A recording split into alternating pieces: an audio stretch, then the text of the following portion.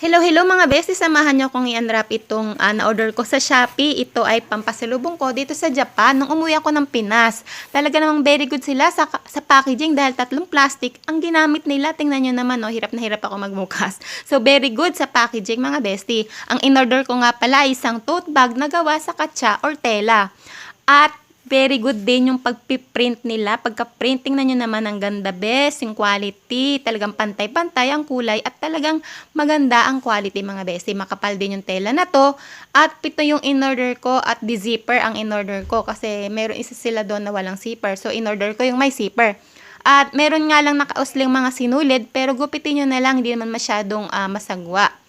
Tapos, makapalang tela, maganda, at yung zipper smooth mga bestie.